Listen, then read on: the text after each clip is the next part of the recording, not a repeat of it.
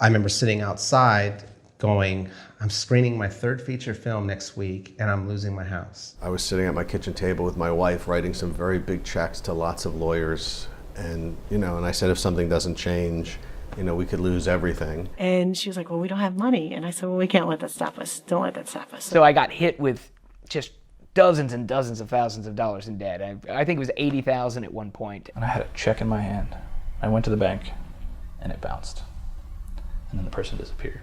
This happened twice. If I have to rob a bank to get the money to make this movie, I hope I can shoot it before I go to trial. So I stayed up Wednesday, Thursday, Friday straight. I don't know how I did it. And we even had this idea that we would make a feature, just her and I, if this didn't pan out. But they did enough damage where half of our crew was scared and they left. And I'm talking about I went down. It was all the pain or emotion that I was suppressing kind of just came out. It devastated me so much that I didn't know if it was worth it. You keep going because you're passionate and you're going to get it done, but it's not painless. If I like it, I'll give you a year's contract. If I don't like it, you're out in the street. You can't come back to this job. You got to ask yourself, do you want to make a small little indie film or do you want to have a job? And I was like, I want to make a small little indie film piece. I could do a job I really don't want to do and make okay money, or I could do exactly what I want to do and push myself. And that was a scary, scary risk. Walking around any part of the city with $14,000 worth of equipment, a girl all by myself with one eye covered and earphones on and can't see behind me. And you kind of block out at the same time this could be over like that. At one point, I think I calculated it was it started, once it got over 150 no's or so, I stopped counting. As I look back, I'm thankful that he said no. Because had he made that first film, I would never probably get on the set and start to direct. I would push a button and see what it does. And then whatever it did, I would just write that down. Out of the 50 plus movies you've directed and produced, which was the hardest to find financing for? Well, I would definitely have to say the first one, She's Gonna Have It, which cost $175,000. Because that was my debut film as far as a feature film, as feature films go. And people think that I did that film right after film school. There was a 4-year period between me finishing NYU and She's Gonna Have It coming out. So it was not like that. And then another one would be Malcolm X. We ran out of money and I had to go get some money too. Does it ever get easier? What's easy? What's easy? I mean, if it was easy, I wouldn't have launched a Kickstarter campaign. We're in day 5. So this is tough business. And I really, and E can tell you, he's one of my students, and every time I'm here in LA, he helps me. But I do not try to sugarcoat things all to my students. And it'll be a great disservice to them if I did that. So I let them know, this is no guarantee it's gonna happen for you. It was kind of a weird situation because once this happened, it was about a year before the movie happened, which is actually pretty quick, but it feels strange in that situation to sort of wait for all of these things and not knowing if it's real, if it's actually gonna happen or not. Because during this year, it was, signing with a management firm and an agency and all of that, and then finding a writer, working with the writer to develop a script and making a deal for all of this with, getting a lawyer and all of that. So during this year, Lotte and I, we didn't know if this was actually real or if it was all bullshit. So we were like, well, we can't stop going. So we kept making shorts, around our house where we could come up with little new ideas. We made one in the attic, one in the basement, and just trying to come up with new stuff. And, for each of these shorts, I would make these little behind the scenes videos. That turned out to be very appreciated by people who saw this, like other up and coming filmmakers. And it was something I did just because I loved, that's what I wanted to see. I wanted to see, I've always loved seeing behind the scenes and making ofs and all these because, just to learn as much as possible and see what it's like on a film set and how do you create these things and all that. So we just kept doing that. And we even had this idea that we would make a feature, just her and I, if this didn't pan out. But then in March, something like that, of 2015, they basically saw, yeah, movie is happening. We need you here like next week or whatever. So Lotta basically had to quit her job because she was working in a group home. I was a freelance animator, so I didn't have anything steady going. So we basically, locked our apartment, got on a plane, and this was paid for by the studio because we were broke. Like when we first got a manager, they were like, hey, can you get out here? Because we want you to meet all these people and go like on this, tour of Hollywood. It's like, oh, hey, this is this guy and whatever. But we didn't have any money. So it's like, yeah, we can't do that. But then they paid for us to fly out here. And it was very strange. We had to find a place to live here, and everything is super expensive in LA. But we found on an Airbnb this half a garage in Burbank. It was sort of parted into two. So this mother and her daughter were our neighbors in this garage. And it was like, for us, it was like $2,500 or something a month. And for us, that is insane. Yeah, it was a pretty nice garage. It wasn't bad or anything, but it was quite a shock to find out how expensive it was. And we still didn't have any money. And when we got over here, the studio paid for the flight over and everything, and they were gonna pay for living expenses, but not until the movie was greenlit. And it wasn't actually greenlit until quite late.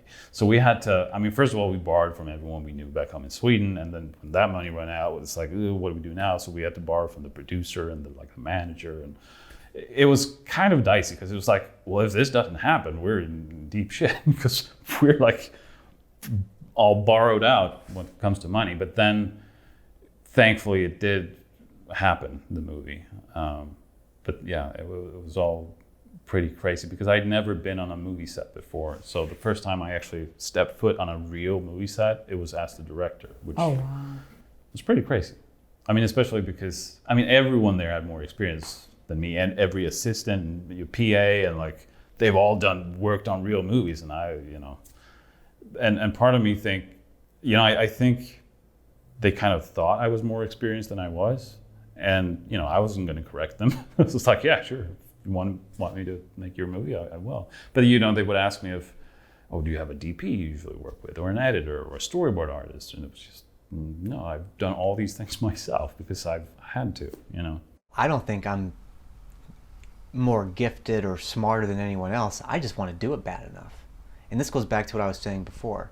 I create my own opportunities. I'm not going to wait for someone to say, oh, now we're going to let you make this movie. I figure out a way to do it, and I've always said this whenever I go into a movie, especially a movie like Steel City. I said, I'm going to make this for $30,000 or $300,000. I'm going to make this movie. And I think once you do that and you create the sense of urgency and you're moving forward, more people start to hop on. But I'm no smarter than it or more. I think there's a lot of passionate people out here who are passionate about acting or passionate and who want to do this and they're convinced this is their life. That's great. But if you're really convinced this is your life, then you have to make it your life. Make it a career. And I made the promise to myself that I would never give up. I would continue doing it despite whatever setbacks. Hey, if I've got to go get another day job, cleaning carpet or working in a warehouse, I'll do that. That's fine. But I'm never going to abandon what I feel is such an essential part of who I am as a person, what I can offer. I think given a bigger scale, given a bigger canvas, whether it's Hollywood, and I think eventually I'm going to get there, I'll be able to do something that's going to really affect, say something to reach a wide audience. But I'm not entitled. That's why I keep doing these small movies and figuring it out, because I really feel that one day I'll be in a position to reach a wide audience, and when that happens, when they say, where did this guy come from? They'll say, oh, he's been doing all this stuff. He's been working, he's been developing his craft to get here, and that's what I'm doing, and I need help, and I need the support of people, and I need crews and great actors and everyone to come to the thing. But I also am sensitive, and I think a lot of people don't realize this too, who come out here. They have to get something out of it too. This isn't the Brian Jun party, and this isn't the whomever, the Bill Jones party or whatever. They got to get something out of it too, whether you do your due diligence and you write a great script that actors are really going to like, and you raise money to pay your crew, or if you don't have money to pay your crew, you hire people who are willing to work for a certain amount. You know, you have to figure out what your resources are. Some people have a lot of resources. Some people have no resources, and it's not fair. I'm here to tell you, it is not fair. Some people have a lot of resources, they have a lot of money, they have their dads in the entertainment business, someone's rich, or they give, you know, it's not fair. This is not a fair game out here. It's just, and if people come out here thinking it's a fair playing field, then they're in for a rude awakening. The key is to figure out what your resources are, what you have access to, and to make the best of it. And if you're able to do that, sooner or later, I feel like your resources are going to grow and your outreach are going to grow. But if you spend all your time wallowing in the fact that you don't have what someone else has, or their outreach, or their ability to get more money or get more exposure, that's the way, then you're already dead in the water, because that's the way it's always going to be. Period. It's not a fair playing field out here. In LA, particularly. In LA in particular, I think that applies to life. But in the entertainment business, it's certainly not a fair playing field at all. I mean, you know, how do you explain movie stars' kids starring in movies? Couldn't they have, I'm sure there's another young actor who's probably just as good or better, but no, you know, it's nepotism. It's who you know, and I think that works for a while until it doesn't. And a lot of deserving people who work their asses off do not get opportunities because they're pushed out of the club because they don't know enough people. But, you know, I'm under the mentality, I'm going to fight, you know, I'm the guy that's standing in line waiting for the guy in the club to who's been there so long he dies or he goes to a different club. You know, I'm like a life, you know, you know, whatever happens with me in my life and my career, you know, I'm not going away. I'm gonna keep doing this. I honestly thought, and I was obsessed, I was like, I thought, I convinced myself I was going to die if I didn't make the movie. I thought I was going to get struck by a fatal disease if I didn't figure out a way to make the movie. That it would either happen now, or like I just pictured myself like laying on my deathbed thinking I didn't make Steel City, I didn't have the guts, and I didn't do it.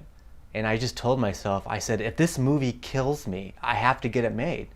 And you know, if I have to rob a bank to get the money to make this movie, I hope I can shoot it before I go to trial. I mean, that's the type of stuff I was thinking. Like, I was obsessed with it. And I think that can be a turnoff, but when you're young and you're passionate, you kind of have some leeway.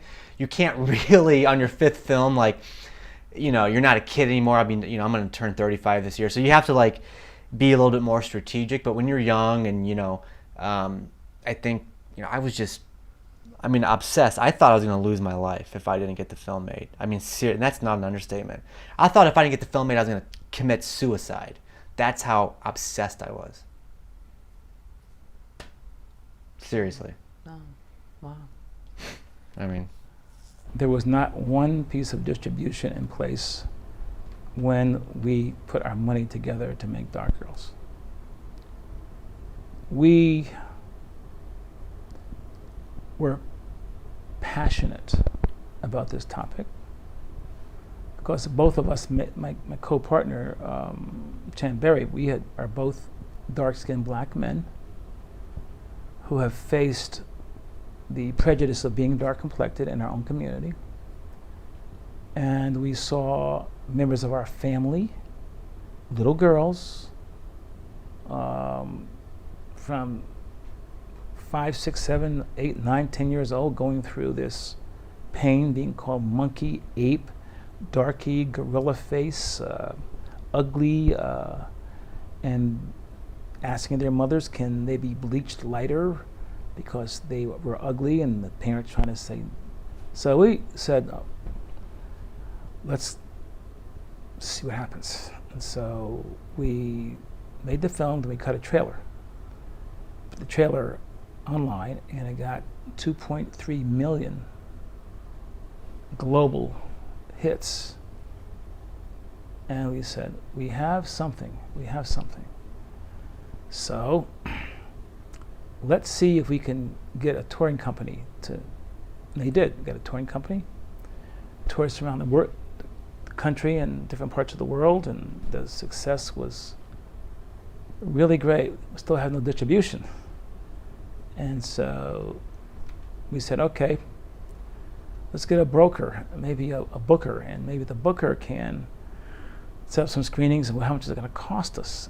As we're going into the cost for the booker to maybe, say, 5 or 6 AMC theaters or something, man, between the booking and the promotion, and can't afford, we're dry.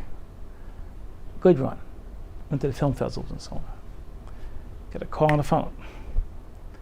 Oprah Winfrey's interested in you guys screening the film for her. Okay. Sent it to Scott over there, and Scott looked at it, brought it to Oprah's office, saw it, and he said, what's your lawyer's name?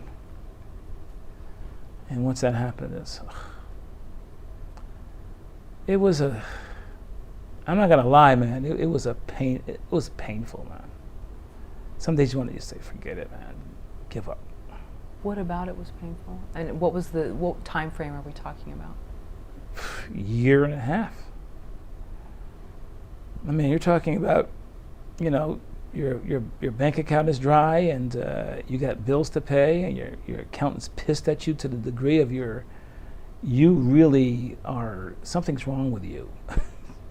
You spent this money for your mortgage this year, and where's that going to come from? You're crazy, and you start thinking, maybe I was a little crazy.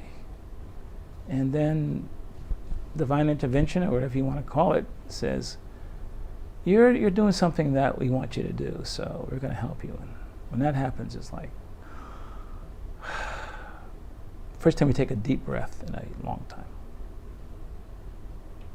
But you can't give up. You just, it's the blessing and curse of this industry, you know. It's a blessing and a curse. I mean, you keep going because you're passionate and you're going to get it done, you know, but it's not painless. And then when someone sees what you see, and they have distribution, and they say it has value, tears. And I don't mean the polite type, I mean the snotty type, you know. That kind of stuff that really, just thankful. As you know, the Crude lawsuit was very draining emotionally, financially, psychologically. And actually that was in 2010. And there was one day I was sitting at my kitchen table with my wife writing some very big checks to lots of lawyers. And, you know, and I said, if something doesn't change, you know, we could lose everything. Luckily things did change, and, you know, I emerged from Crude, from that lawsuit, you know, okay. But I had become disillusioned about whether documentaries can really affect change, and if this is the price you have to pay, maybe I need to rethink my career. But then that year was bookended beautifully in August of 2011, exactly a year later from that day where I was writing all these big checks. It was announced that the West Memphis Three were getting out of prison.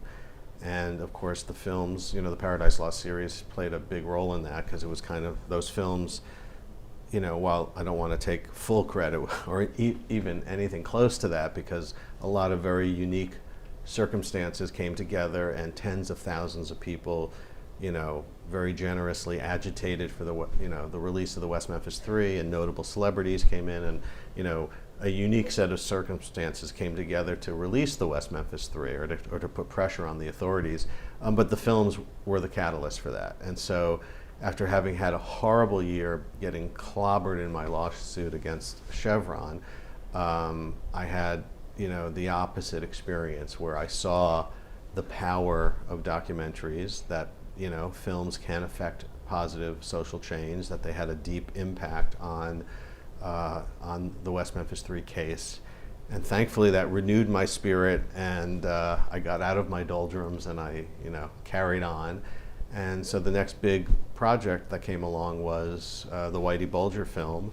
Luckily CNN Films encouraged me to make that film. And so I did not have to struggle for financing on that one. CNN, paid for it. So it wasn't really so much about the money. It was more about the emotional fortitude it requires to make these kinds of films, to enter into these kinds of worlds, the battles you have to undertake to, get your story out there. And after the crude experience, and, I had a little bit of the life drained out of me, but thankfully with the release of the West Memphis 3, I'm back in business and decided to make the Whitey Bulger film. I got offered to direct like 2 feature films before Compound Fracture, and they both fell through, and it was just like such a heartbreaking experience to get it all the way to where they even wrote me a check, and I had a check in my hand. I went to the bank and it bounced, and then the person disappeared. This happened twice. In fact, one time I actually was at the bank with the person while it bounced. And I got so upset with this person. This was like maybe 4 or 5 years ago. I just let him have it. I lost it. I like snapped. Everything that I had had difficulties with up to that point culminated into this moment, and I just snapped on this guy. I feel bad now, but I was like a 25 or 26-year-old kid, and I made this 40-some-year-old gentleman cry in the bank. And I felt a certain victory because I actually told him what he needed to hear. But at the same time, I felt a little bit bad about that because I had reached a point where whatever it was that was going on pushed me to the point where I was doing that. And I felt like maybe this business ain't for me. I don't know if I want to become a person that can do this kind of thing. And I felt bad about it for a while. But then I realized that, and I look back on it and I'm like, man, that guy really screwed me though. I spent so much time and I asked so many people favors to get this guy's movie made, and I was going to direct it, and it fell through and everybody got screwed. It sucked. I felt really bad about it. So the guy did kind of deserve it. And as much as I feel bad about that, and I've kind of like morally felt a little bit, regretful that I said some of the things I said to that guy, I learned from that experience, and I think I understood that it's going to be hard, if not impossible, to get what you want out of this business unless you really have the ability to push through those moments. When it's the hardest thing for you in the world and you feel like just crushed, if you can push past that, I think you have what it takes to stay in this industry. I've had friends that have fallen off, and I don't blame one bit. I feel like I kind of wish I did fall off at one point because I've had to go through some pretty intense experiences in my life as a result of choosing this career path. But then you look at it like, well, at least I'm doing what I love, and I'm safe. I have a lot of friends that are in the military, and they have to do things that threaten their life every day, but they still do it. And if those guys can do it, and they're in their heart they're willing to put forth that kind of effort, what I have, my problems in my life are so minuscule compared to that, and I can't even compare it. And it's just like, you start to think about things like that, and you're like, well, of course I'm going to keep going. Why not? Do you know what I mean? It's just like everybody, like, there's always somebody else out there that's got it a lot worse than you do. So you just got to remember that. There are police driving around South Los Angeles, there are buses going by in Hollywood. It's just a constant presence, and same with the helicopters. And I never really felt like anything was going to happen to me if I aimed a camera, as long as I'm not antagonizing anyone.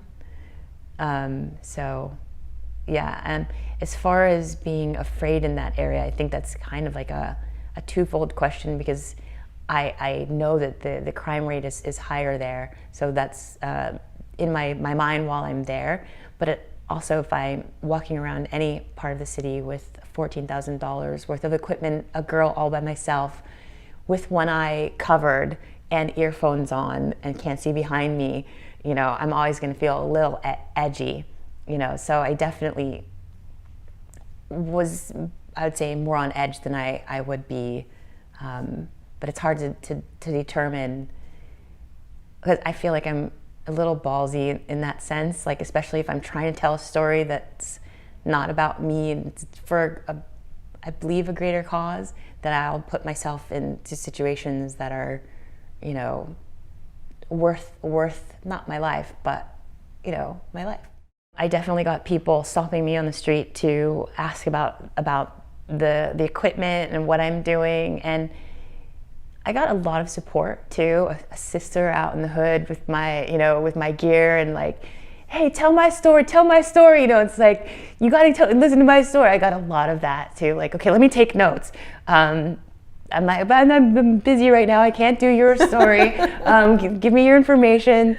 But I did get a lot of support out there. I think I thought it was actually really great too to be sort of an example in South LA of like not only just like a Black woman or mixed woman making a movie as an example in the area where there's no film school that I know of in South LA, and then also being female and hopefully empowering other women that even if they're not going to be a filmmaker, just seeing someone do something that looks like out of the box or something that we don't see regularly, that I think that it definitely was inspiring for people to see.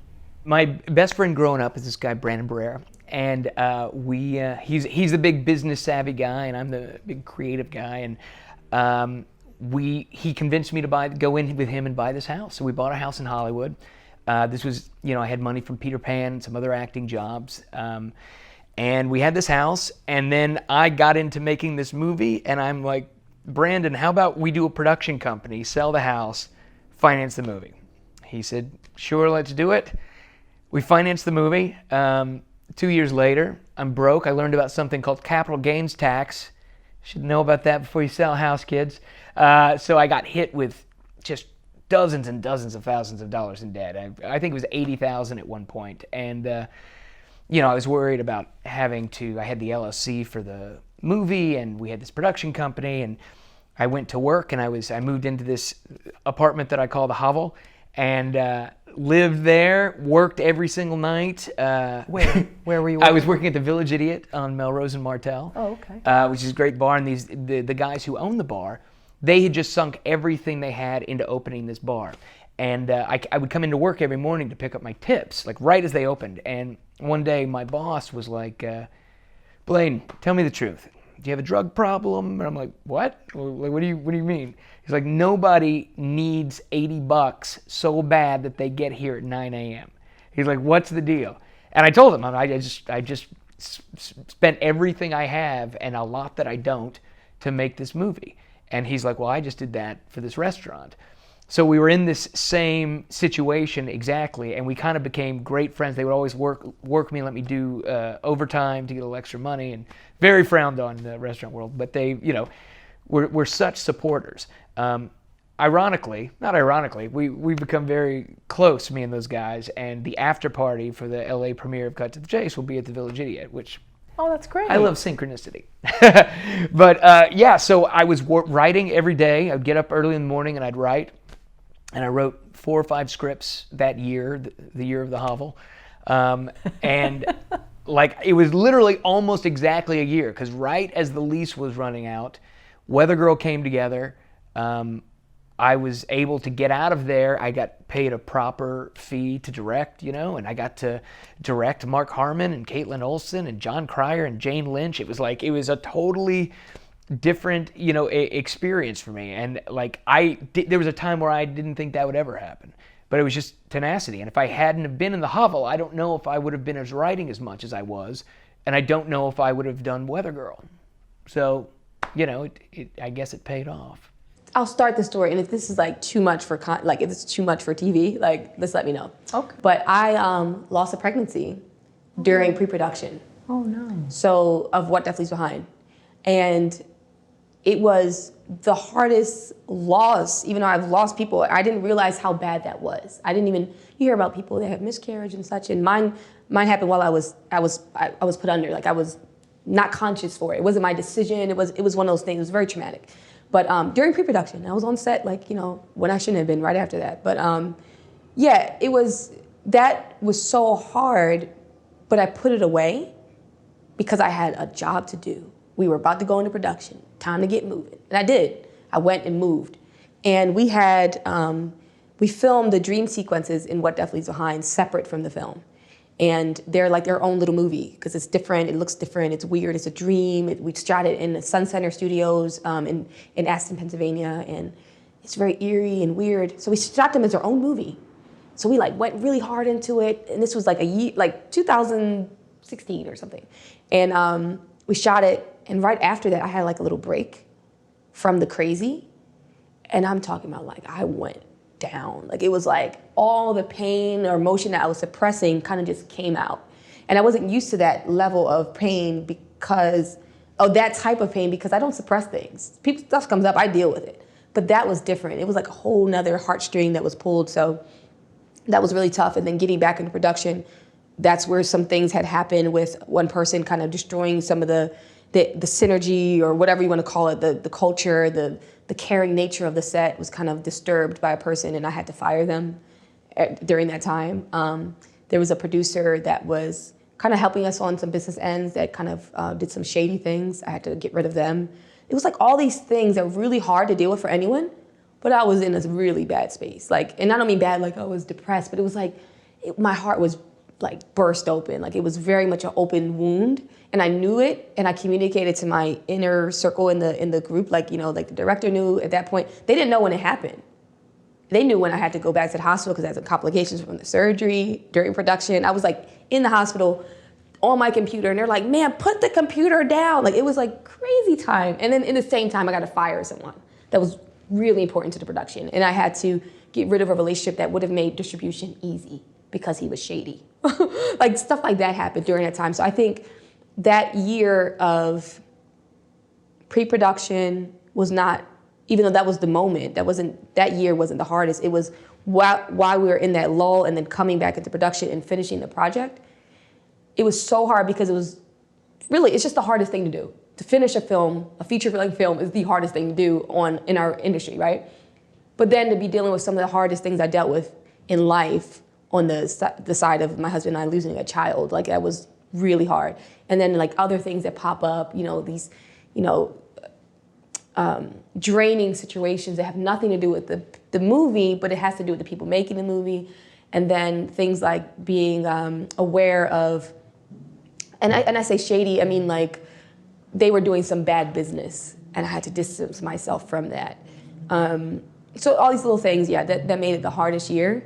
And I think we all grew from it, myself included, where we were dealing with a lot. I mean, there were deaths we had someone in our production die right after, someone that's in the movie. So it's hard for me to watch the film because he passed away.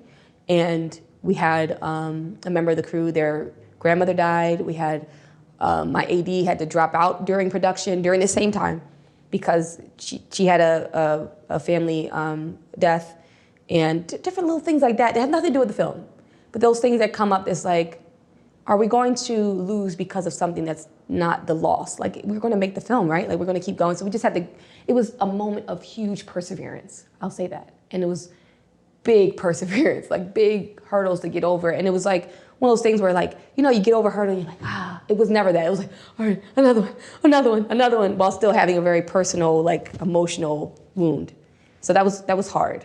And overcoming that, though, lets me know on this little film the things that we went through and growing leaps and bounds and getting through it and now having a theatrical release and, all the things that you just can hope for. We achieved that with all of this.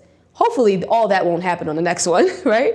But also we know we can handle it. So when things happen, which they will, when things pop up or things happen to us, we've already proven we can overcome things that are really difficult, and not in like, you know, you go through something, it's hard, and you go to something else and you're like, whoa, that was nothing. No, I know this was something, what we dealt with. So if we can overcome that, if we can keep going, if I can keep going, if I can remain in a place of I can still encourage someone that day when I just cried all night in my 2 hours that I could have got some sleep, I can get through anything, anything. So there's no project that I can't confidently say to an investor, I'm going to make this film and I'm going to get this outcome. Because if I said that on this one and we got the outcome, I could do that on anything. And that's another level of confidence that doesn't happen without adversity. So if you achieve something in a moment of darkness, how much easier is the light? How much easier is sunrise? Like, just, you know, we've gotten through it. So we could do it again, we could do it again, we could do it again. So in those moments of weakness or in those moments where things are going bad, I know that I'm not going to crumble.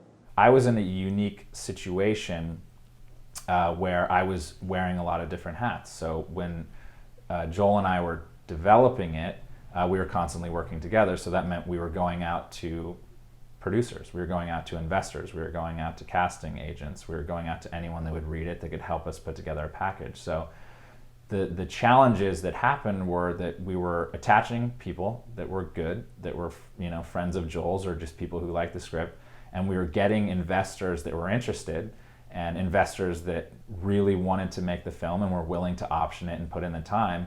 But because of different reasons, they weren't able to finance it at the end. So, you know, sometimes production companies will have a slate of 3 films that year, and one will go way over budget and another one will get pushed. And, you know, there's always different reasons why financing can fall through. So unfortunately for us, that happened on 3 different occasions. I mean, for some films it happens 10 times, 20 times, 30 times, you know. For other films, they get financing and they move forward. You know, the third time when we lost financing, within 48 hours, the producer that we had attached, Taylor Hart is his name, who is an incredible producer, very hungry and driven and getting a lot of projects done now. Within 48 hours of the last time that we had our financing fall through, he found another production company and they brought all the money to the table. So with that, we were able to start pre-production the next day. So we had a terrible weekend thinking the film was once again shut down, and on Monday we were flying out to Savannah, Georgia to shoot the film. So it just, every single time you try to get a film into production or even into pre-production or get the financing, you're going to find obstacles along the way.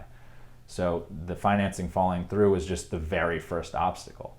Even, you know, the first day of production, actually,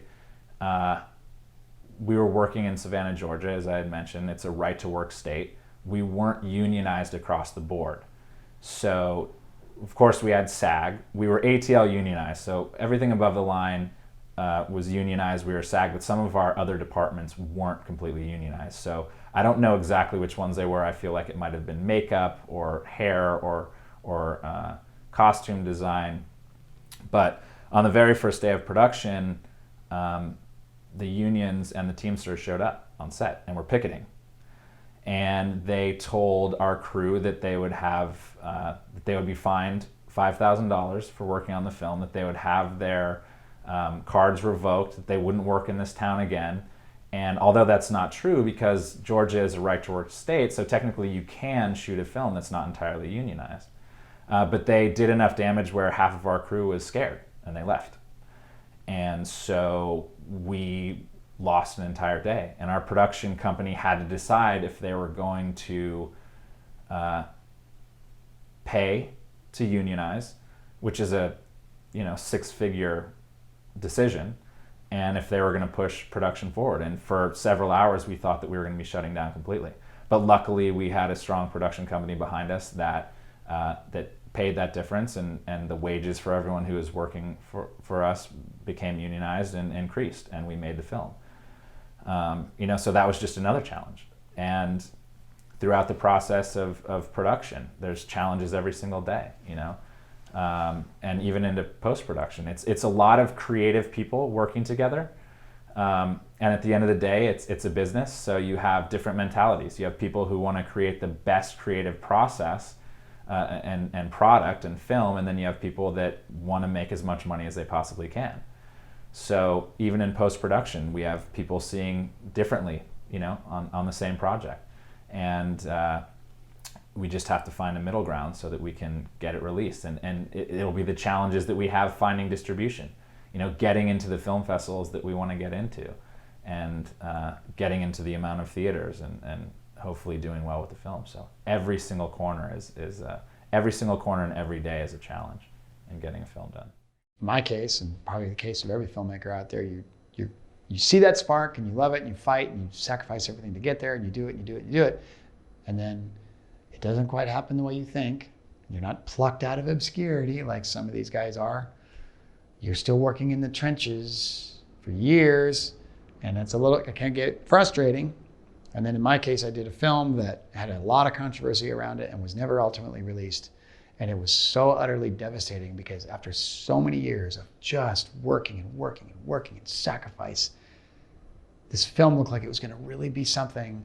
And then instead, it's not released, and there's a lot of controversy and bad press and all these ugly things. And it devastated me so much that I didn't know if it was worth it. And I circled the drain, because it's hard to go from something like that, from a film that was so artistically satisfying, with such a great script and all these things, to go from that to going back to trying to find work as doing more corporate stuff. Like, I was like, how do you even, what am I gonna do? Like, I circled the drain for a long time. Like because my life was not turning out the way I thought it would. And this is everyone's story, right? Everyone, like, we all think we know how it's gonna turn out, and life does this to you and goes back this way, and you know. So for a few years, I didn't know. My wife suggested to me, maybe we should just sell everything and go teach English in Korea.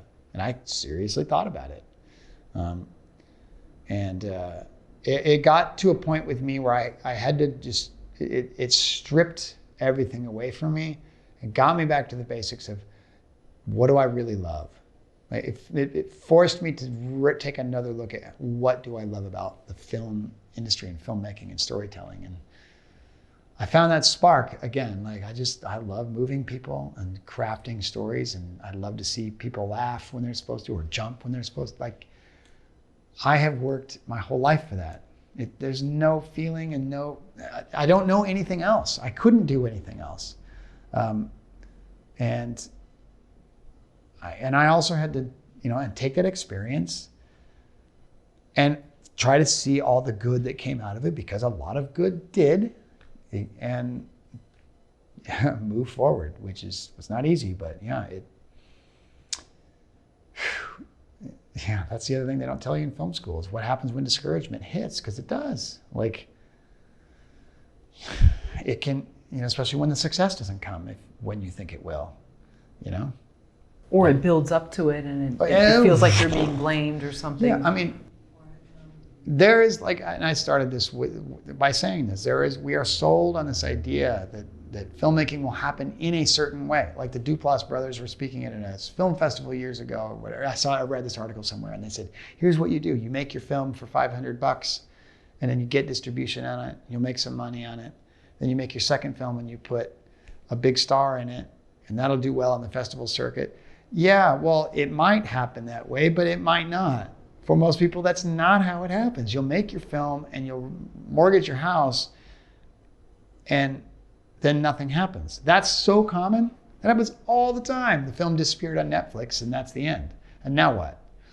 And you're not discovered, and you're not picked from obscurity. And so then what do you do from there? Do you keep going?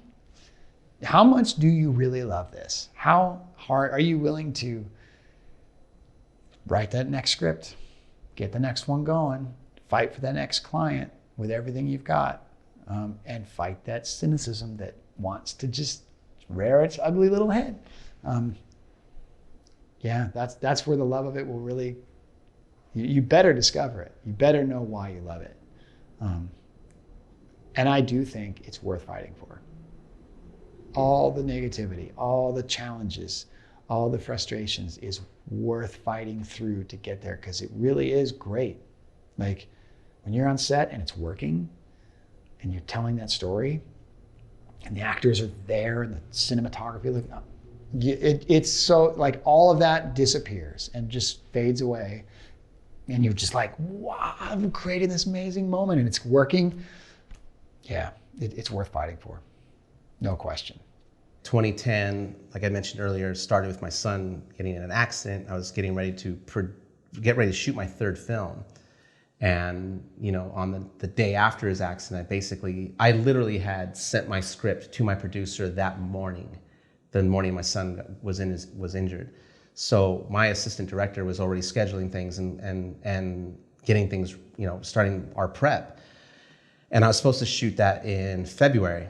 So, they were calling me, she was calling me, and people were calling me. I wasn't answering my phone. Obviously, my son was my number one priority. And when I got on, they're like, where the hell are you? We got the script. We have questions about this, that, and the other. And I called him. I said, my son was in an accident. He's in ICU, and I just don't have any answers for you. You have my script. You paid me for it. If you guys got to stay with that schedule, just do whatever you want with it. Get another director. I don't care. And my producer at the time knew my family. So he was just like, don't worry about anything. We're ready when you are. And they had a deal with Blockbuster, so they had to get movies out at certain times. He's like, we'll figure it out. He's like, just don't worry about the movie. Take care of your family, and just keep us posted on how Julian's doing. And that just made me feel good from a producer to say me that, because I wouldn't have faulted them if he had just said, you know what, we're gonna have to hire another director because we have a schedule, but of course, stay with your son. So it wasn't until like 3 weeks after that accident and he got home that my wife said, go make your movie, he's fine. And I said, I didn't want to go anywhere, really. I just wanted to be with my son. She's like, you love this script, you put your heart in it. He's fine, he's totally fine, and go make your movie. So I called my producer. I said, let's get started on pre-production. He's like, we're already there. I go, did you hire a director? He's like, nope, we know you're coming back. I said, all right. So I went and shot my third film, and I edited it in Mexico City. When I got back, I got told that, and this is the bad year, so I got told by an actor I was working with that he's got his life story produced. He's a bipolar Golden Gloves boxer who was an actor, and he got the money from these two brothers that wanted to produce this film. And then when I had gotten back from Mexico, I was told by my producer, we have the money to do your fourth. So I was like, great, there I'll get started. So I started not bartending as much because I was working so heavily on 2 scripts at the same time, which I don't necessarily suggest, but what was great about that is when I would submit an idea for one of the scripts and it would come back from the producers and they didn't like the scene, I would take that scene and put it for my other script. So I was able to mix and match them a little bit. That was a great time. But then at the end of that process, like I was ready. I was like, okay, good, let's go. I was wanting to quit my job. I wanted the financing for both these to go through. And then there was some skepticism. And then Blockbuster went out of business, and that just killed the budget for the fourth film. So I was like, okay, I still have Counterpunch. And then those two punks that were producers decided that they were going to use my connections to do their thing, and they didn't want to produce our thing anymore. They were going to do their own thing, and they ended up doing some stereotypical, really crappy horror thing that they did.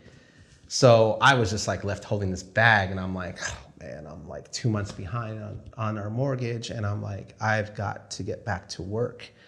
So I just threw those both, in a bin, and I was at work, and I was just like picking up shifts left and right. I was working 5-6 shifts a week, and I just was not making enough money because it was the economy turnaround at that time, and I just couldn't catch up.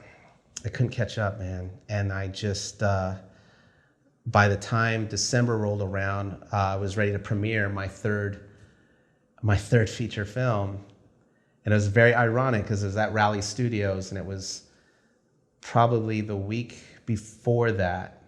It's very strange when you're doing your dream, but your life is kind of going south, right? But this is it's this weird tug of war. And I just remember after telling my wife, look, I fucked up. We're losing the house. We're gonna have to move.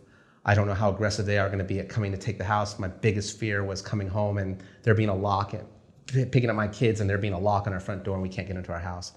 I go, so we're going to have to move right after this shoot, right after the screening. And she was so gracious about it. And I remember sitting outside going, I'm screening my third feature film next week and I'm losing my house. How did I even fucking get here? And I remember going to Raleigh Studios to test out. I was basically at that point thinking I'm gonna stop. After the third one, I'm gonna stop. I've given up so much and sacrificed so much. After this third one, I'm done. And I remember going to Raleigh Studios and I was gonna do a test of my hard drive because the movie was on the hard drive. And the projectionist was there, and you know, these guys, they do this is their job. They've seen a million filmmakers come in and they could care less. He just wants to get in and out. We're gonna do a test. I'm gonna go every 10 minutes to see if it's okay. I'm like, okay, cool. I go, I just have a concern about the first 10 minutes here and then we'll jump. And he's like, all right, so go ahead and sit down. You can call me. So I'm sitting in this Raleigh Studios screening, watching my movie up there. And I'm like this. First time I'm seeing it on the big screen. I've edited a million times on the small screen. But it was just so big, and the nuance and the performances, and it was there, and I'm just like watching it going, wow. I'm like watching it for the first time by myself in Raleigh Studios. And before I knew it, I'm like 2/3 the way through, and I haven't heard from the projectionist. And I'm like, oh shit, I only have like a half hour to really be there. I only have a half hour time to test my movie. So I turn around and he's like 4 rows behind me watching the movie. and I go like this to him, and he's like, don't worry about it, don't worry about it. He's watching my movie. He got into my movie. And I just was like, it was just a great moment in such a dark time for me. And I remember going to him and we watched the whole thing. So me and him watched the whole thing. He's like, man, I loved it. He's like, I see so much crap come in here, man. He's like, what was your budget on that? And I told him, and he's like, no way. He's all, I'm gonna keep my eye on you. And I go, thanks so much, man. And then, you know, we had the screening. It was a great screening, and it got distribution. And but again, it wasn't enough money. By that time, I was already gotten another apartment, and we were moving out. So 2010 ended with us losing our house and moving, and you know, having movies out. I was still doing shorts. I was still writing. I was still doing all those things. So then, when we moved out, I was pretty much done with filmmaking. I basically said, this is too much of a sacrifice that I put on my family. If it was just me, who cares, right? But yeah, that was a tough conversation with my wife and kids. And 2010, sorry to interrupt. 2010, okay. Yeah. So we get to 2011, and it wasn't dire. We weren't homeless, you know. I had 3. It was actually a really good lesson in negotiation, particularly if I come against producers or distributors again. But I had 3 real estate agents that were like hawks, like rats, trying to get our house. And so I emailed them individually saying, I have 5 other real estate agents that are offering me this amount of money to move out in 3 weeks. Whichever one of you comes with the highest number is the one that's gonna get this house. Because I had to sign off on giving it to them. And so I got a good chunk of money to have a little bit of a nest egg, even though I was broke, my credit was shot, everything was shot, get us into a nice apartment, and then start over. Sorry, just real quick, how did they know that they must have checked the bank records? Oh yeah, okay. It's a whole racket, man. It's a whole racket. The banks were never going to, no intention of helping people stay in their homes, because it would have been very easy to do. So it's like January, February of 2011 now, and I'm done. My family's safe. We're in a nice place. I'm on a balcony. I'm reading a book. My producer calls. I'm like, oh, what does he want? Hey, what's up? Hey, man, 4th feature is on. We got some money. We're going to go forward. I go, no, I'm not doing it. And he's like, what do you mean you're not doing it? He's like, we love your script. We're going to go forward and shoot Mexico. I said, no, I'm not doing it. He's like, well, I go, what's the budget? And the budget was just ridiculously low. I go, my film can't even be shot for that. He's like, we'll make it happen, man. They were looking out for their company. They wanted to stay relevant. I go, let me write something else that's smaller. No, we can do it. And I said, all right, let's do it. And so then it was just hard to cast because the budget was so low. But I felt like, okay, here's my second shot, right? I didn't have to worry about money at this point. We had money in the bank. We were safe. I'm gonna go make another movie. I thought my career was done. That was a bad motivation to go make that movie because I pulled in some really great cast and I just didn't do right by them in that film. Even though I loved the process of it, it was still compromising too much for the budget. But we did it, and at the end of that, I was in Mexico on our last 2 nights of shooting, and the producer for the Counterpunch project calls me, says, where are you? I said, I'm in Mexico. He's like, I got the funding for Counterpunch now. You need to come and interview with these producers because they're interviewing directors from CAA and William Morris and all the big agencies. And I'm like, no, that's my movie, man. I wrote it. They're like, they're gonna pay you for the script, but they don't want you to direct it. I'm like, that's bullshit. And he says, well, when can you get here? I go, I wrap in 2 days. I'll be there in 2 days. And I go set up a meeting for Monday. I get back on Sunday. He's like, okay. So I tell my editor who was with me on set at the time, because he was cutting the movie as I was shooting. That was my normal process. I love to do that. Haven't had the luxury of doing that. So I said, I told my editor, okay, stop what you're doing. He's like, what? I go, stop editing. I need you to cut me a trailer. He's like, why? I go, because our next gig is going to be based on how good that trailer is. He's all serious? I said, yeah. I go, you're coming with me on that one. I go, but I need you to cut it and you have 24 hours. He's like, oh, okay. So he's like cutting the trailer and he's not working on the movie. So my producer on that film is telling me, why isn't the editor working on the movie? He's working on a trailer already. I go, well, I would like the cast to see what, how the thing's coming together and so they feel good about what we're doing. And he's like, yeah, but we're losing time and money. And I said, yeah, I know, but just let us, he's almost done. Just let him finish the trailer. And then he'll get back to editing. So, okay, cool. So he spends like 2 days on this trailer and my producer's pissed. And we get into the room and he's like, I need to have a meeting with you. I go, okay, just a second. I bring the whole cast in. We're like, we own this, we're in this hotel and bring all the whole cast and crew in there. I go, Steven, play the trailer. Plays the trailer and everyone just loses it. The trailer just nails everything I'm trying to do with this movie. And my producer's very happy. So he's like, okay, no worries. So I get back on Monday, I have that trailer with me, and the producer, she's Hungarian, very tough. She's a dear friend of mine now. She's a very tough Hungarian woman, and I'm sitting in front of her, she's like, so why am I meeting with you? You're not with CAA, you're not with William Morris, you're not with this, you're not with that. Why am I even talking to you? We're gonna pay you as a writer. Why do you think you should direct this? And I said, well, I just shot this film. I got back from, I'd love for you to see the trailer of it. What do you mean you just shot it? I go, I just wrapped yesterday. She's like, yesterday's Sunday? I said, yes.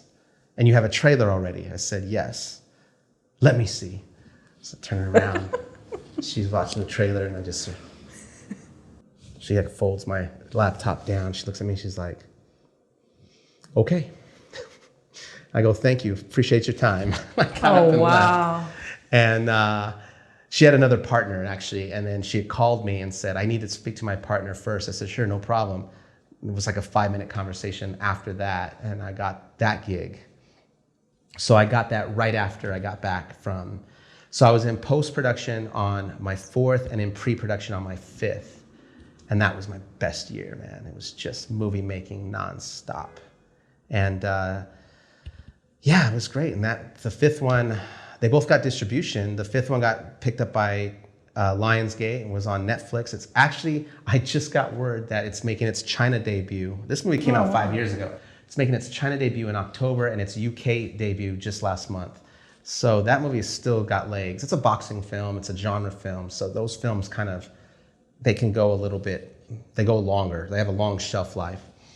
So that was my worst and best years back to back. Yeah, I graduated in 2008 and didn't really, I went to business school because I was filming since I was a kid, bought my first camera when I was 13, but I don't think it ever really occurred to me that filmmaking could be a possibility. It was just way too cool for me. Like, it didn't even occur to me that that was ever going to happen.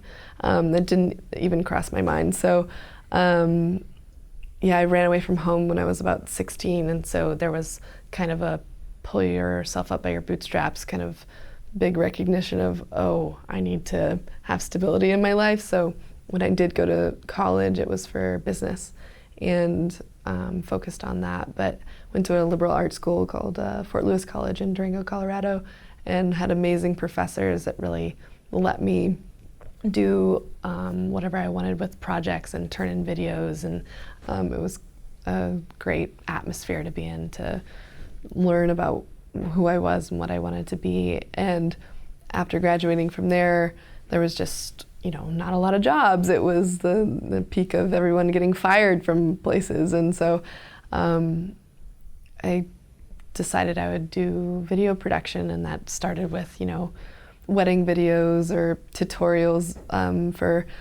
was really connected with the outdoor industry at that time. So Osprey backpacks and things like that were paying me to do 4x3 videos on DV tapes, and YouTube had barely even started. So it was just a different time period, and slowly gained confidence enough to make my first film, and it just kind of took off from there.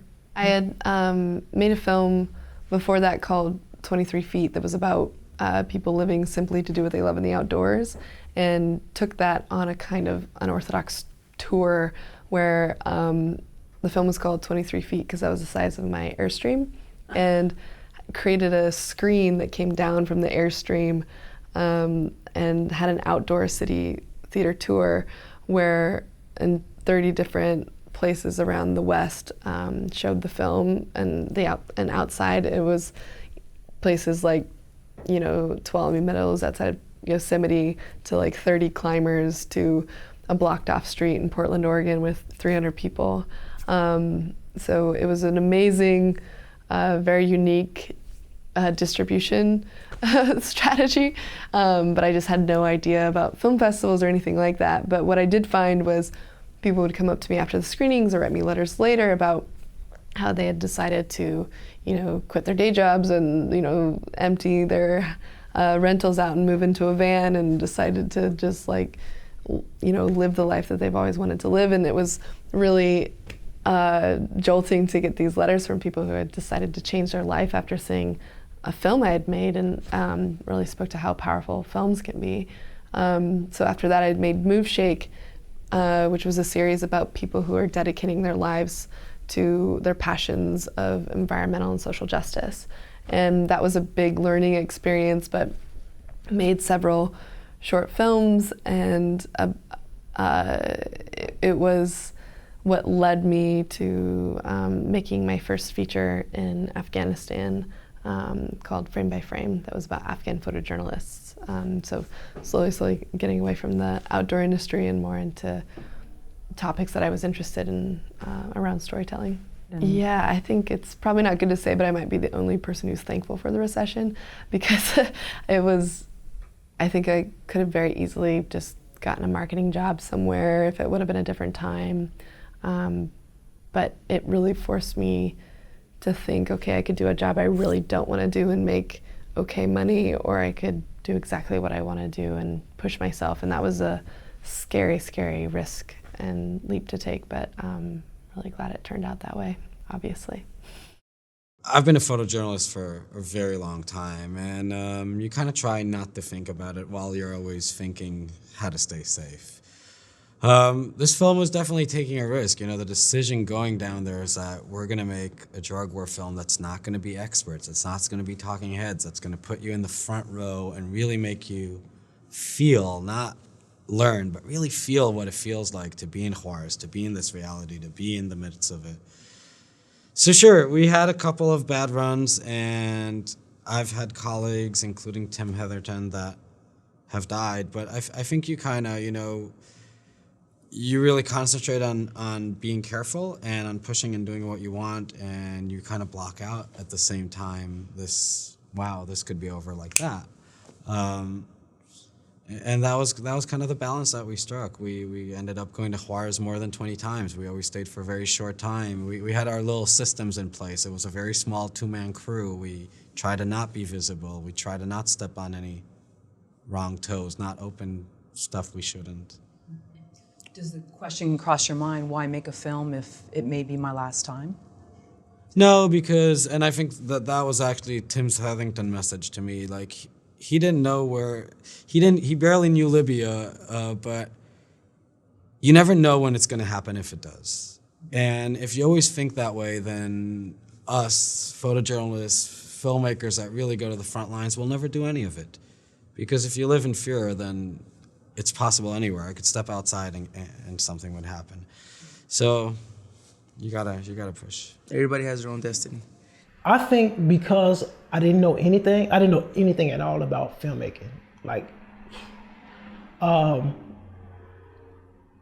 glad everything happened the way it did, because I think this is me, I think because I didn't know a lot, it made me want to prove so many people wrong, and just let people know, like, look, I can do this. Like, I can do this. And the way I got into the film business is, not the film business, but into directing, was actually, I don't want to say by accident, but there was a director who promised that, I would write all these screenplays, and he promised that the screenplay that I optioned to him would be the next screenplay that he write. He didn't go through with his word, and at that particular time, I was emotional about it. I was angry about it. But what I did was, I went out and I made my first film. And as I look back, I'm thankful that he said no. Because had he made that first film, I would never probably got on the set and started to direct. But once I got on set to direct my first film, even though I didn't know anything about filmmaking, I didn't know what I was doing, I knew that this is what I wanted to do. So I don't think there's anything that I wish I had have known, because at that particular time, I can say, well, I wish I had went to film school, but I don't wish I had went to film school, because I love that whole process of learning as I go along, learning as I make different films, and because for me, making I was film school for me. And every time I would screen the film, I would get this constructive criticism. Not only did it make me a better filmmaker, but that criticism made me a better human being that I probably wouldn't have received if had I went to film school. So as I got that criticism, I didn't think I knew everything. I had to listen. So when you listen to and able to accept constructive criticism, that does something to you, to your character. The thing is that I think if I went to film school, I probably would have thought, okay, I can't make a film for $5,000. Oh, well, if that first film, it was made for like $1,000. I was like, I can't make a film for $1,000. Because probably in film school, I don't know, maybe they're taught that you need a certain budget, but I wasn't thinking about budget. I thought, okay, I know I can make a film for $5,000. I know I can make a film for $10,000. So had I went to film school, I probably didn't have that. I probably didn't think that way. I probably, okay, I need $150,000 to make a film during that particular time, And so that's why I'm saying I'm thankful that I went in that direction, because, I'm saying I have $1,000. I'm gonna use this $1,000. I'm going to make a movie, And even though everything was shot in wide shots, but I'm grateful. I'm thankful, because the next one we had our medium shots, we had our wide shots, we had our close-ups. And then, each project, I've seen it, grow and grow and grow. I'm only gonna get, I consider myself a student filmmaker, because I'm always learning. I'm on Film Courage, I'm watching the interviews.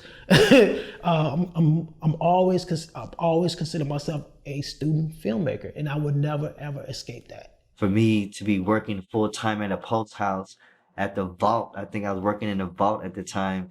And then my movie came out in Blockbuster. It was like pretty cool. I was like the all-star at the company for a couple of years or whatever. I was putting my movies out, and people were trying to figure out, like, how are you doing this? Like, how did you shoot a movie and you're working here full time? And I just didn't sleep a lot.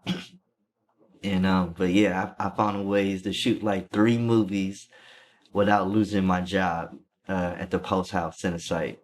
and used a lot of my vacation. Was strategic with my vacation days, and I remember working a night shift as a film scan and recording operator, and I remember staying up almost a period, almost 8 days straight. Like I stayed up 3 days straight, and then went to sleep, and then stayed up another 3 days straight, and then went to sleep because my company wouldn't let me take time off. But I worked a night shift, so I just got my mind mentally stabilized that I'm going to stay up, because they told me if I didn't direct if I was unable to direct my movie, I was going to get another director. But the movie wasn't paying me enough to quit my job, so I had to make sure I kept my job, my post job, which was obviously paying all my bills and everything in this one movie. It was my third or second movie called Sweet Potato Pie. I remember that. But yeah, I remember working a night shift, and I remember the way I worked it out. I got off at 6 a.m, and I had call time at 8 a.m. So I literally stayed up. I made sure I started to shoot on a Wednesday, because I was off on the weekend. So I stayed up Wednesday, Thursday, Friday straight. I don't know how I did it, but my whole system was get off at work at 6 a.m., go home, shower, and I was ready for 8 a.m. call time. Then I worked from 8 a.m. on the set, from 8 a.m. to 8 p.m.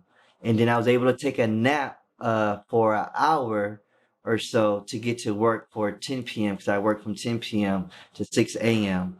And I did that literally for 3 days straight. And I remember the only way I stayed up was I had something to do every second, every minute for the last 36 hours. Like the job that I had at Cinesite required me to be attentive with the computer and with these film out and scan outs, and I was on coffee. But I remember having my friend videotape me as proof that, I was pulling off this miraculous situation with directing a movie that ended up going to Lionsgate. Like my first movie that went to Lionsgate, and I was working and scanning and recording at the time. It was like 2002 or 3.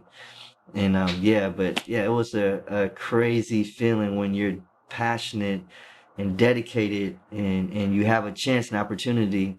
And I chose to keep both. I was like, man, I can't quit my job I was making under $10,000 or something for doing a movie. It should have been way more than that.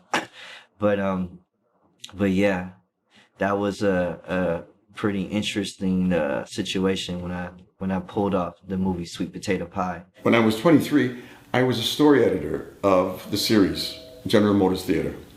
And the man who produced it, Sidney Newman, he said to me one day, Ted, I was doing a lot of rewriting. It was a great training because directors always said to me, I'm 10 minutes short.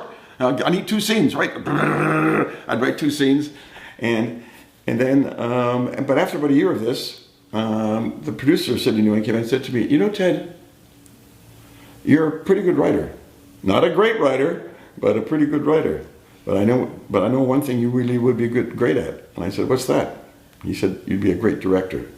Now, why he said this, I never asked him why he said this. He said, here's what I'm going to do. You're going to do 1 show for me, live television drama.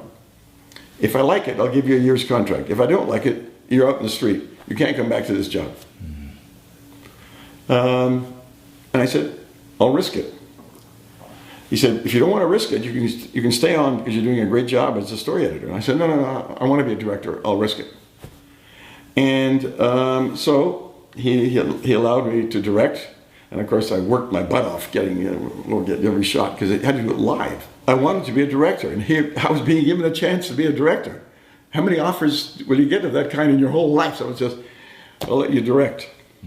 So I realized I just had to grab it. I'm not interested in a job. I was interested in being a director. So you had to take it. It was an opportunity. It was being offered to you. It would be silly to refuse it. Oh, it's very easy to be an independent filmmaker in India because all are. There are very few studios that operate. They've come from the West. 1 or 2 Indian companies are doing it. They are studios. The rest are all independent films.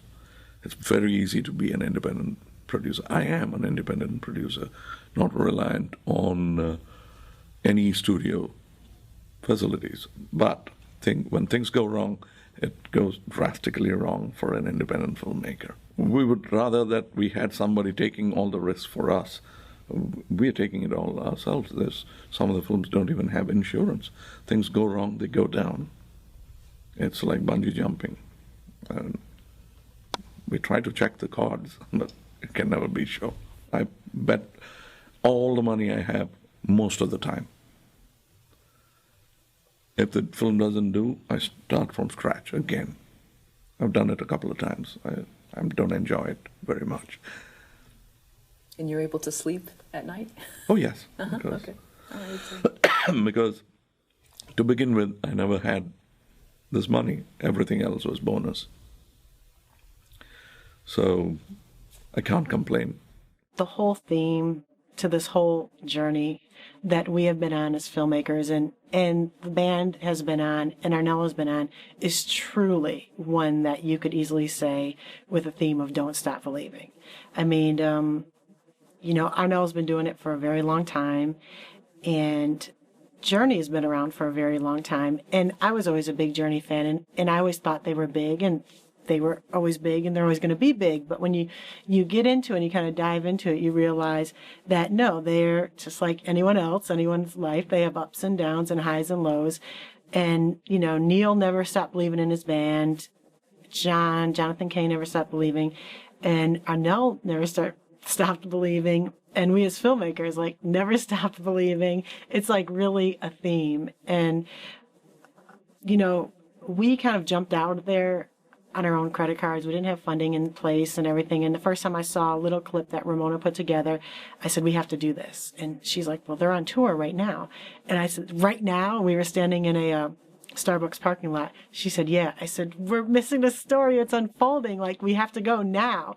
And she was like, well, we don't have money. And I said, well, we can't let that stop us. Don't let that stop us. So within a week of that conversation, we were on the road, just putting stuff on credit cards. And we just always knew.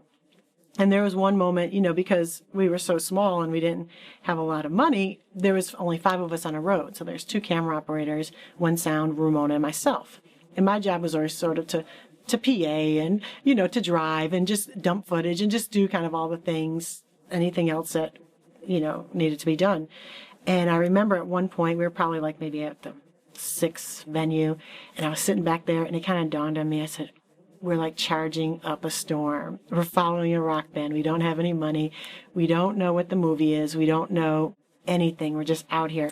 And I watched 10 minutes of Arnell in the dressing room, and he captivated me. I couldn't take my eyes off of him. And that's when I knew. I was like, we're going to be all right. I knew we're going to be all right. So we were in a minivan. It was 5 of us, all our luggage for the summer, all our gear. And we would just follow this band. I mean, these big, tour buses, these big semis, and just kind of keep up with them. And it never occurred to me before, what am I doing? Because, you're kind of on adrenaline and you're just get it done, get it done, get it done. But then once you're getting it done and you're doing it, then you kind of sit back and be like, what am I doing? So that was the first time. And it was the last time I questioned it. Yeah, it was probably about 3 years. I had an idealism that I'd write the script and it'd be a David Sedaris thing, the first and probably only David Sedaris project. And my thing was, even though it's a little dark and offbeat, people are going to want to make it. People are going to make this and make it on a higher end indie budget level, a few million. And it was a little naive on my end to think that, I was putting a lot of restrictions on it. I think when you're going for money, you need to know where are your priorities? For me, my priority was in controlling the material, keeping the script the same, and being able to decide on having, the final say on casting. Those are the kind of things then that are going to push investors away.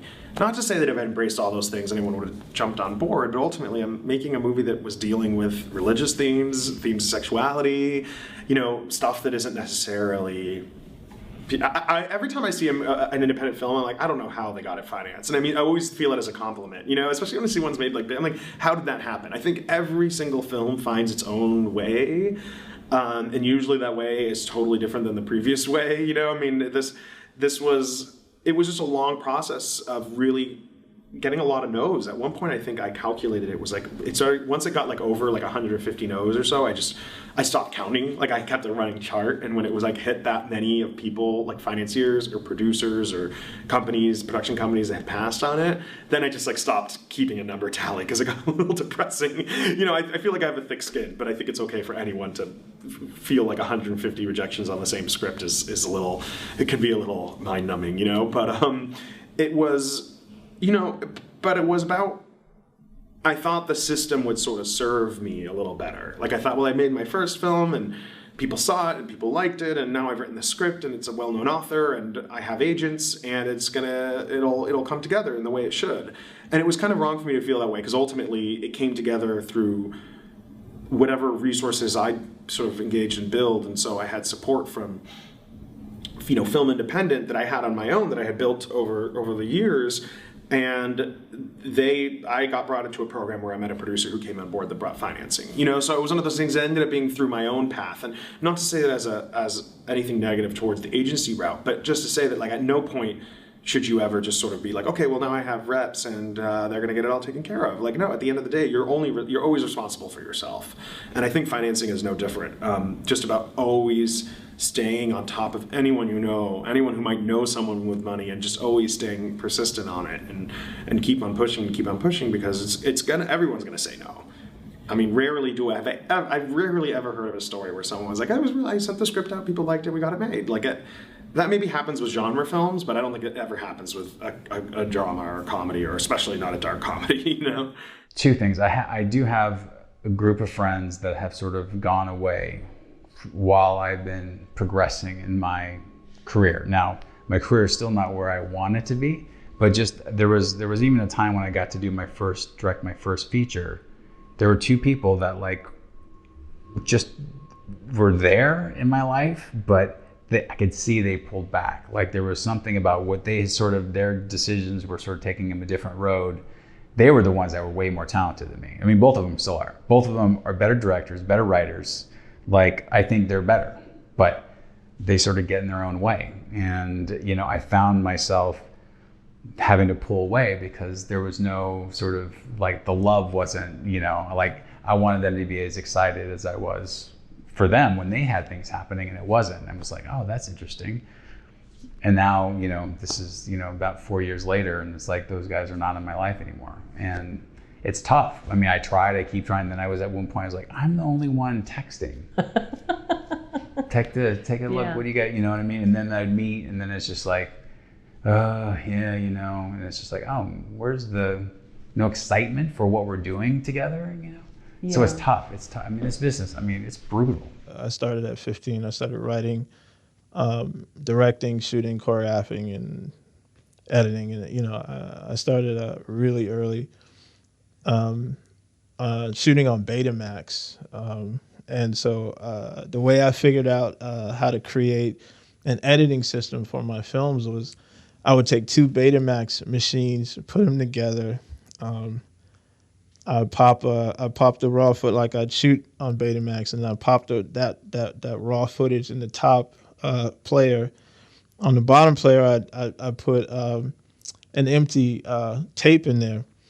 And so, and run it all through the television. And so I would use the pause and play button to actually cut my short onto the empty tape, you know? So I learned to get really precise, because if you make a mistake, you have to start all over again and recut the whole thing. So I used like two Betamax machines to edit, and then I ran a boombox into the Betamax machines into the television, and I had like all my cassette tapes kind of queued up with music, and I would have to, at the exact moment, I would have to pop the tape in and play it and record the music onto my short films, you know. So I just kind of cooked up this elaborate way to make these short films, these little 5-minute and 10-minute little shorts, and I was sort of out of necessity. I was sort of used to doing everything myself. I would have to write the short. I would use my friends, and we would shoot on the weekends. And And then throughout the week, you know, I would edit and put the music on, and by the next weekend, I would have like a short film. Everybody sit around and watch it. And it's interesting too, because like the first camera I ever bought, like so at 15, I put this camera on layaway. It was Japanese, this Betamax camera. It wasn't in English, so nobody wanted it. You know what I mean? And so that was the only reason I could afford it, is because it was so cheap, because nobody would buy this thing. And so I bought it, I took it home, and then I made myself like a table of contents. Like I would push a button and see what it does. And then whatever it did, I would just write that down. Like, oh, okay, that must be rewind, and this must be play, and this must be, you know, and sort of like made myself a table of contents to use the camera until I learned all the symbols and learned what they did. And yeah, that's how I started making my first shorts, was with this Japanese camera that nobody wanted. You know. What store was this where you put it on layaway? It was a pawn shop. Oh, Yeah, okay. yeah, it was like an old school pawn shop. But there were some interesting stories behind that camera. Yeah, it took like 11 months to get that camera. I mean, every little bit of money I got, I would just put on this camera, and you know. The truth is, I think that balance is never perfect. I often joke that what I think doesn't get talked about enough is that the stage of life, at least that I'm in right now, is I don't know that I do anything as well as I wish that I could, but I'm just trying to get all of it to at least be pretty good. Being a dad, being a professor, being a husband, being a filmmaker, they all have their demands. Every one of them is awesome. I wouldn't give up any of them. But no, for sure, making this movie is one of the most difficult things I've ever done. And I don't say that actually looking for pity, but more like I think there just should be a more candid acknowledgement of how hard it is to balance those things. You know, for part of this movie, I was a part-time professor, a part-time stay-at-home dad, and trying to make a feature. And then, you know, now I'm a full-time professor at Occidental, and you know, I have 2 kids now instead of 1 when I started. And for sure, yeah, like that balance is difficult in so many ways, in terms of just time. When can you get free to do it? In terms of just resources. You know, those other things, there's just spending money and that sort of stuff. And then more generally, the hardest one I find is the shift in mindset. That if I were to really encapsulate the phase of life I'm in right now, it's having to shift gears and sort of take off different hats and put different hats on with no real transition point. So to go from dad to professor to filmmaker to dad to, you know, like around that, there's no mental space to sort of flip over. And I've just accepted, I think that's just where I am right now. And I think there's this image of like filmmaking that is almost like it's divorced from the rest of life. But again, you know, I think that this is the reality of independent cinema. And every filmmaker I know knows this. I actually think we should talk about it more, which is to say, if you are feeling like, man, it's really hard to like, you know, pack that lunch for the kid and then like go to your job, in my case, like teach this lesson correctly and then make it to set on time and shoot this shot, having remembered everything you needed and being in a state of mind to be creative. If you're like, that's difficult, I want to say like, yeah, it is difficult. And I don't know who we're kidding if we're saying it's not.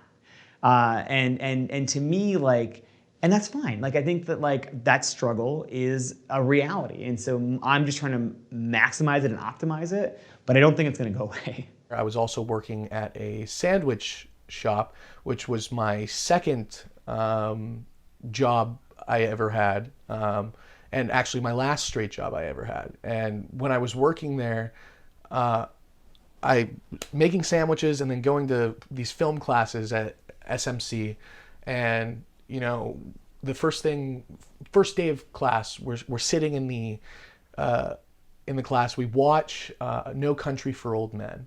And the teacher goes, okay, and what did you guys think of it? And nobody raises their hand. So I raise my hand, and I start talking about the nihilistic themes in the film and really getting in depth into it.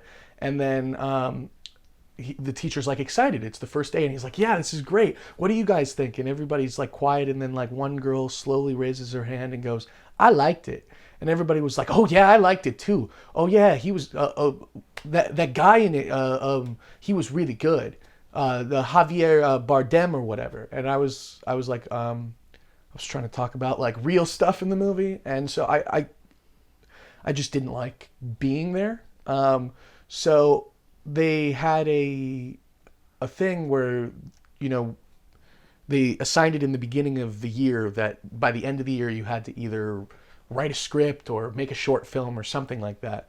And you had to write like a short script. And so I started writing a short script, and I really liked the short script, and I started writing it into a feature script. And then I finished the feature script, my pure joy. And I just started hitting up friends of mine going, hey, I want to make this movie. All I need is $7,000.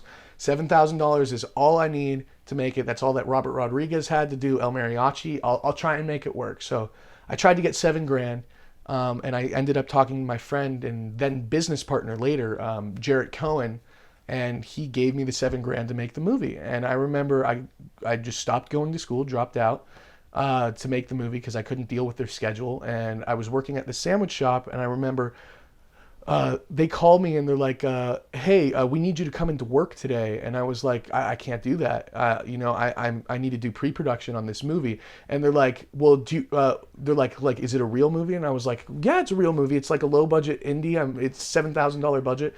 And the guy laughs and he goes, well, you got to ask yourself, do you want to make a small little indie film or do you want to have a job? And I was like, I want to make a small little indie film, peace. And I hung up the phone and never went back, and I haven't had a regular job since. And kind of like to immortalize that, I got life tattooed on my knuckles, which some people thought was stupid because they thought it was like, oh, like thug life. But for me, it was, you can't get a restaurant job or a straight job when you have tattoos on your knuckles. And so it was, for me, it was getting rid of my fallback, meaning that this is my life, this is what I'm going to do. And if I leave a fallback for myself, anytime things get hard, I'm going to try and go to the fallback. And things get hard. They really do. But as long as you don't have a fallback, you know that you got to keep pushing forward and hustling. And I think, you know, I talked with Wes Craven once when we were working on something, and he said that, and I really took it to heart, that filmmaking isn't judged by how great of a filmmaker you are. A career in filmmaking is judged by the ability to persevere. If you believe in yourself as a filmmaker and keep pushing forward against all odds, those are the people that change things. Those are the people that actually do. And I want to be a doer, and I want to keep pushing forward. And I believe that, you know, it's not always an easy road. I grew up with my dad being a writer. He was, you know, the head writer on Pinky and the Brain and Animaniacs. He won 3 Emmys and a WGA award. And I remember sometimes we had a lot of money and sometimes I didn't get presents for the holidays. And it's because there's ups and downs. And as long as you can ride it out and choose to persevere and go through it, you'll do okay. Truth be told, probably learned more from the films that didn't get made. Thinking back on why they didn't get made, what could I have done different? But of the films that got made, which are the ones people know a bit more, hopefully, I would say the Mothman Prophecies, which was another Richard Gere film, was, and there was one moment, one seminal moment, and again, that was a film that had been shopped all over town. Every company, independent, medium, big studio, all passed on it. I wasn't involved at the time. The agent shopped it. The writer I had produced before, I actually got to produce his first film. And he came to me and said, would you read this? And I fell in love with it. And then I learned it had been passed on. And I found there was one company, and only one company, that hadn't seen it. And that was Lakeshore, wonderful company. So I said, you know what, I will invest time in this, and I will take it to Lakeshore. And I knew that was it. There was literally one buyer in the whole world I could sell this to. So I went to them and they read it, 3 executives, and they called me the following Monday morning, typical Monday morning call, right? Brilliant story. We loved the craft. It was intriguing, based on a true story. Oh my God, fascinating. Beautiful, beautiful, beautiful responses from all of them. At which point one of them said, so thanks so much for sending it over. It's going to be a pass. Only in Hollywood. And I thought that, wait a minute, I'm sorry, did you just say it's going to be a pass? All this laudatory language, and then you're dead. And there was a long pause because I knew this was it. This was the last man standing. There was no other option. And that was the company, I mentioned this earlier, that was the company, the moment when I said, I respectfully pass on your pass. And there was some nervous laughter. I said, look, of course you can pass, but based on our relationship and our respect for one another, I would ask that before you make a final decision, let me just come in and talk to you. So I went to this meeting. I told these three executives the story of my relationship with my dad. Why? Because the script, when I read it initially, was so moving to me because the character played by Richard Gere is so lost in grief after his beloved young wife dies. And a lot of what the texture of it was reminiscent to me of what I felt after my dad's death. He was my best friend. And to me, this film was a great film in its own right. It deserved to get made, and more importantly, it would be a private homage to my dad. And so I cared deeply about it. So I went into this meeting with three people who'd read it and said nice things about it, but passed on it. And so I felt the door was open just a little bit. And I never referenced the script. I never talked about the title. I just simply told him the story of my dad. I told him who my dad was. I told him about our friendship and our relationship and the love that we had, and what it was like when unexpectedly, never having been sick, he just passed away, and what that was to my family and to me.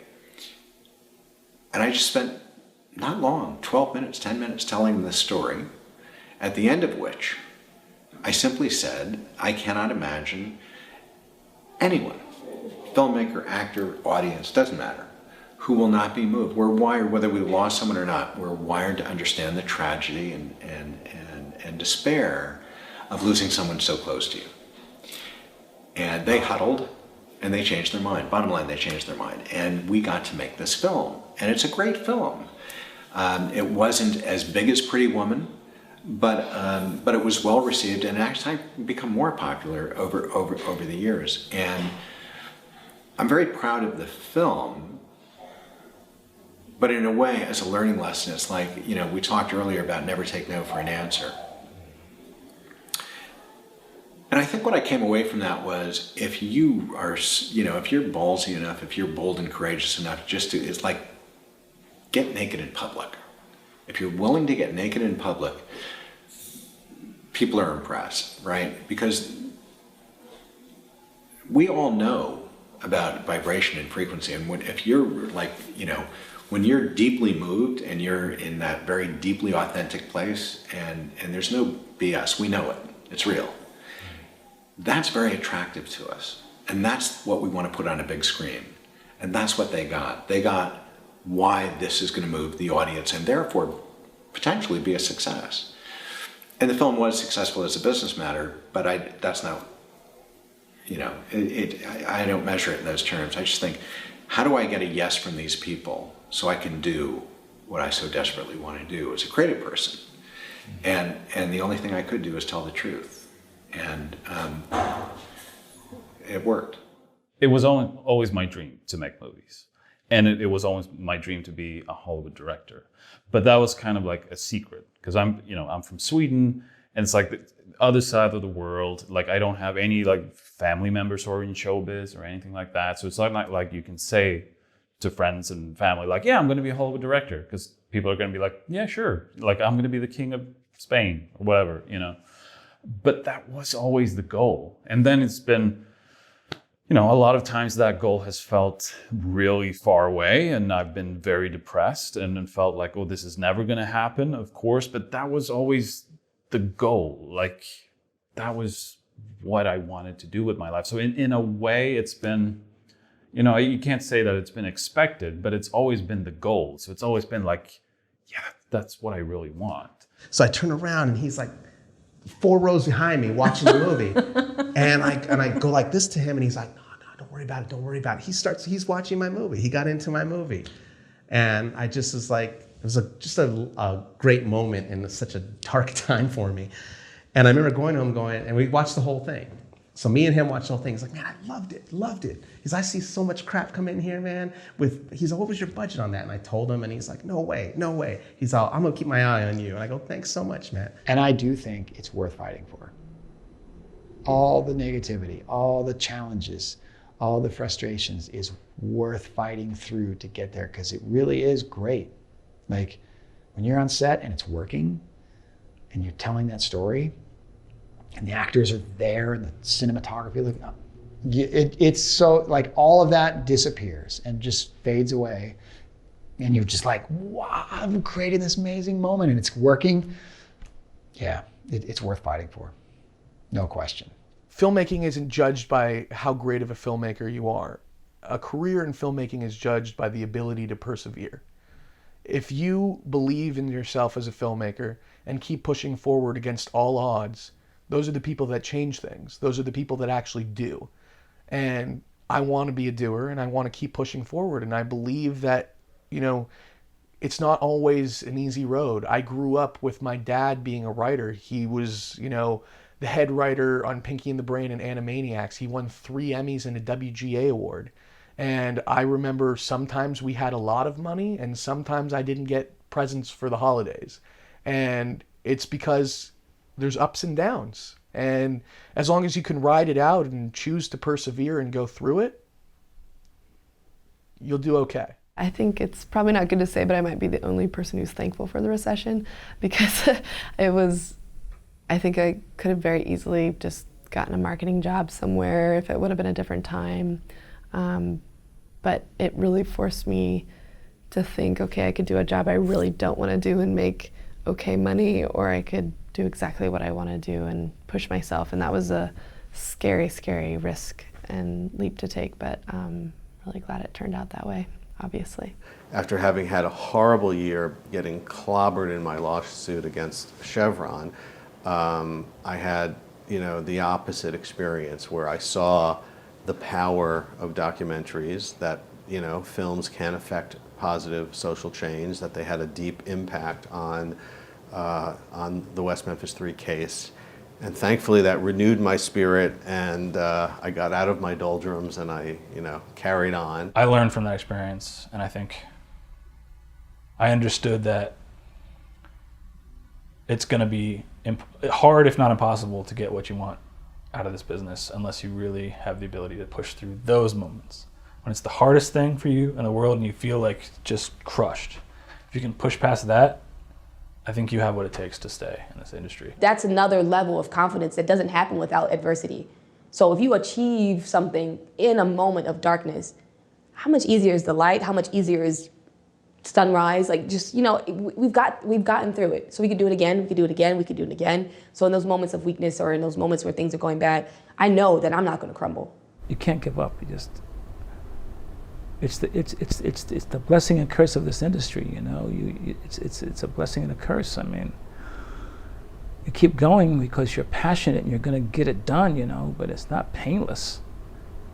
And then when someone sees what you see, and they have distribution, and they say it has value, tears. And I don't mean the polite type, I mean the snotty type, you know, that kind of stuff that really, just thankful.